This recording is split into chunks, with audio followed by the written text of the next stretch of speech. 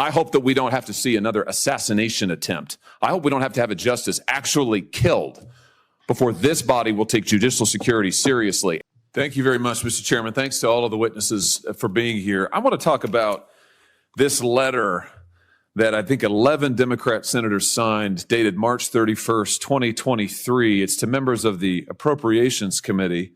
I'm just looking here at the signatories. It includes quite a number of members of this committee, as well as others. This is a very interesting letter to me, and I just want to look a little bit at some of the language and what these senators are asking for. They say that Congress ought to impose a code on the Supreme Court. They say Congress has broad authority to compel the Supreme Court to institute reforms. Compel. And then they go on and say Congress's appropriations power is one tool for achieving these changes. Compel. Now, we're going to compel the court. We're going to use the appropriations power. How to do it? Well, they're very specific. Congress should withhold appropriations. Withhold appropriations.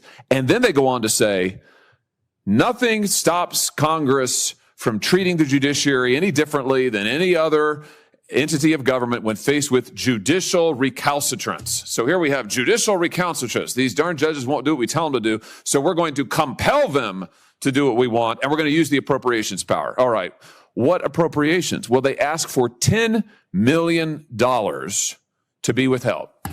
That's an interesting number to me. $10 million. $10 million. Why $10 million?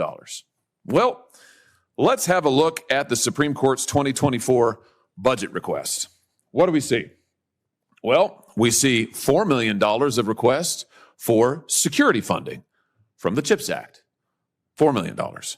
Then we see an additional $6 million of more security funding that the court is asking for. This is their 2024 budget request. The Supreme Court is asking for $4 million in security funding from one source and another $6 million over and above. 4 plus 6 equals 10. $10 million of security funding that the court is specifically asking for this year in their budget request. And that just happens to be magically the exact same number that my Democrat colleagues want to deny the Supreme Court unless they stop their judicial recalcitrance and submit to the compulsion of this body. So in other words, the threat is we will deny you security unless you do what we want. Let me say it again. We will deny you security unless you do what we want. We had an assassin come to the home of Justice Kavanaugh and try to murder him. We have had credible threats on the lives of other justices. And now members of this body say, we will deny you security for you, your families, your children, unless you do what we want. Extraordinary. Extraordinary. Judge Mukasey, can I just ask you, longtime distinguished jurist, former attorney general of this country, do you think it's appropriate to threaten the security of justices of the United States and their families in order to get them to comply with the wishes of this body? No. Have you heard of something like this being done before? I have not. I haven't either. And I have to say, at a time when we have had 3 different credible assassination attempts or threats against justices, we still have people illegally going to the justices' homes to attempt to influence their decisions in cases. No one has been prosecuted for those violations. We have constant threats and danger to their children. We had radicals post publicly the school location of one of the justices' children.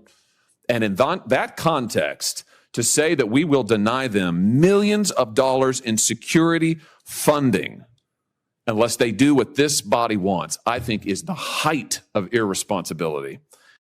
And frankly, I can't believe that I'm seeing it. I guess it's just of a piece with what we've seen from the majority leader, who said that, what was it? Schumer, he said Kavanaugh and Gorsuch, that you will reap the whirlwind. Well, I guess we're reaping the whirlwind now, that they're just on their own unless this judicial recalcitrance stops.